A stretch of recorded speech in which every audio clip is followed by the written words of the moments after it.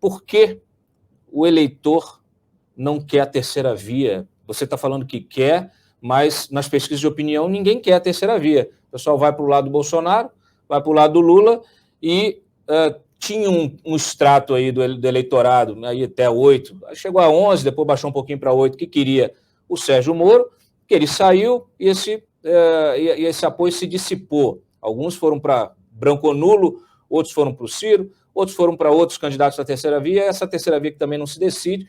E você tem o Ciro Gomes, que também tem aí essa faixa de 7%, 8%, mas não há, de fato, ninguém que ameace essa polarização, sim, que consiga romper essa polarização.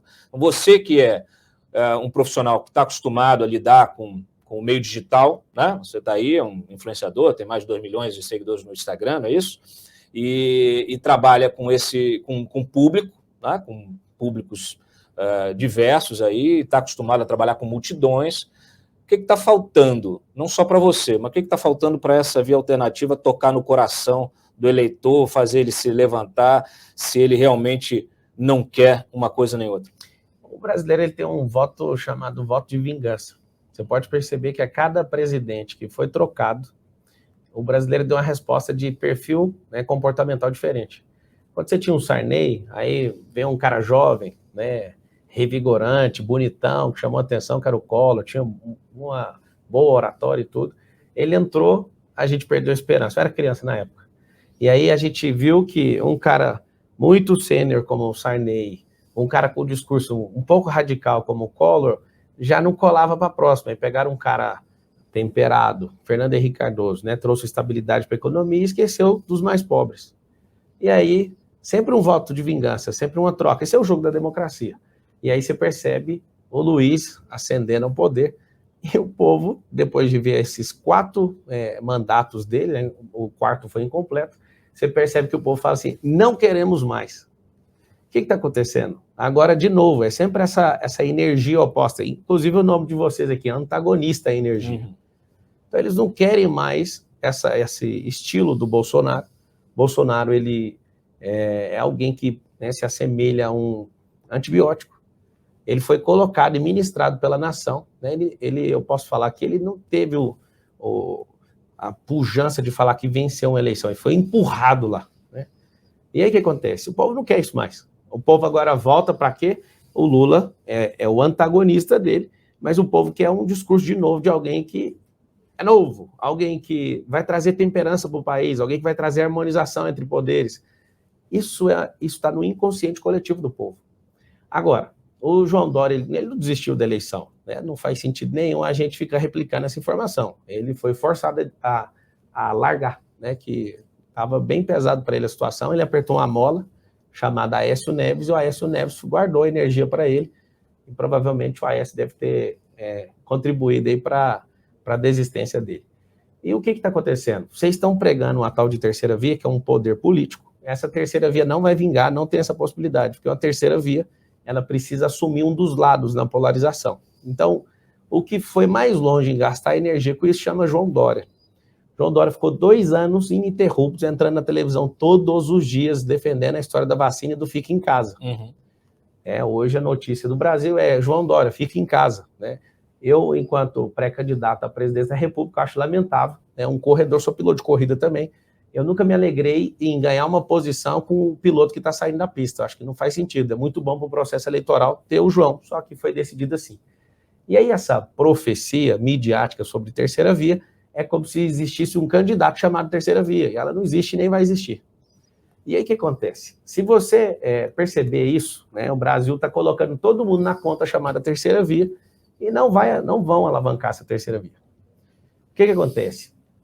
Se a gente não parar para discutir o Brasil, é hora da gente deixar esse conceito de Revolução Francesa de esquerda e direita e começar a tomar um tom autoral, né, um tom novo na política nacional. Então, se você pegar alguém que é de esquerda e fala para ele assim, isso aqui é lá do assunto da direita, ele fala, não quer nem ouvir. O Brasil polarizou e o Brasil cansou disso. Só tem um problema que você mesmo disse. O Brasil tem 60% do eleitorado que não quer nenhum dos dois.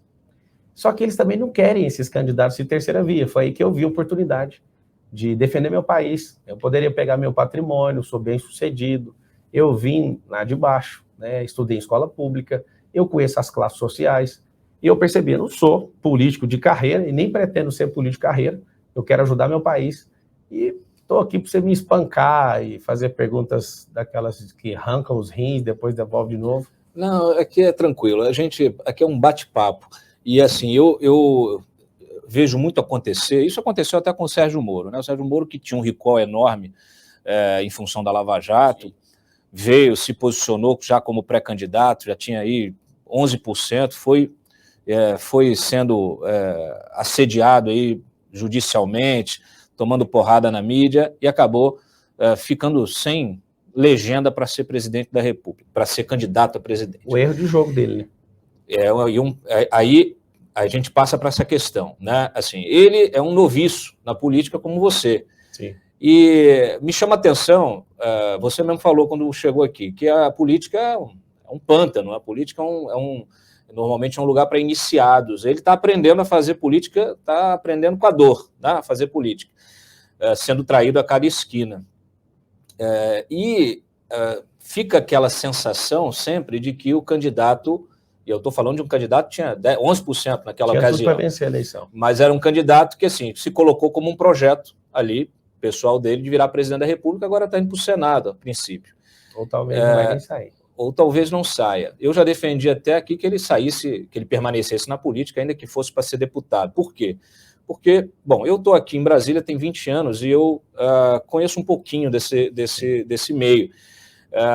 É como se você está num ônibus e querer entrar e já sentar na janela. Sim.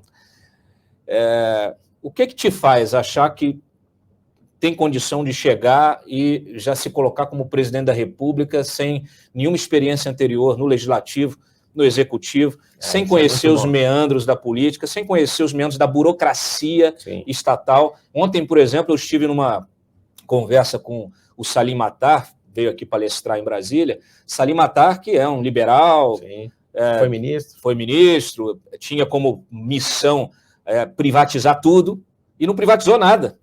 19 meses depois, saiu dizendo o seguinte, é impossível.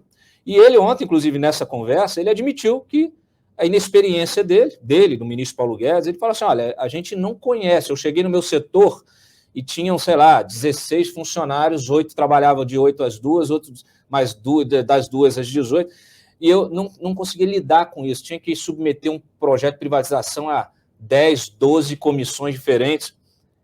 Então, voltando à pergunta, o que te faz achar que pode chegar de cara assim e já colocar a cara para ser presidente? O Bolsonaro, por exemplo, ficou quase 30 anos na Câmara, aprovou 2 projetos. Eu consigo aprovar projeto em, sei lá, 2 meses com o trânsito que eu tenho no parlamento há já alguns anos. Então, assim, eu não tenho cargo político, mas eu exerço política. Eu já instruí mais gente que qualquer político, eu já gerei renda, sem precisar de usar o dinheiro do povo, mas ajudando na mentalidade de muita gente, muitas famílias. Eu sou formado em Direito, o atual presidente não é, o ex-presidente também não é. Isso não é grande coisa. Se uma pessoa coloca na balança, você não tem experiência política, eu já exerço política sem cargo político, porque política vem de Politeia, que é a organização de cidade, eu já promovo isso.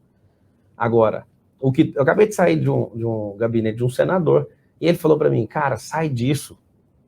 Cuida da sua reputação, você é um mega empresário, não sei o que das quantas. Eu falei, cara, mas o Brasil precisa, não é uma questão de vamos sair por conta de racionalidade, é uma paixão que queima no meu coração. E aí você falar para mim, você não tem experiência? Quando eu tinha 22 anos, eu fui concorrer a um cargo de executivo do Grupo Oi Brasil Telecom, no qual eu fiquei quase 8 anos lá. Entrei como atendente de call center. E eu concorri a essa vaga com 50 pessoas. E falava assim para mim, você com 22 anos não vai conseguir, porque o melhor aí é a pessoa que tem 26 anos de casa. E aí foi passando o processo, né? Ninguém botava fé, só eu botava fé. Resumindo, os últimos 3, eu me tornei o executivo mais novo do Grupo Oi Brasil Telecom na minha época. E na minha época tinha 200 mil funcionários.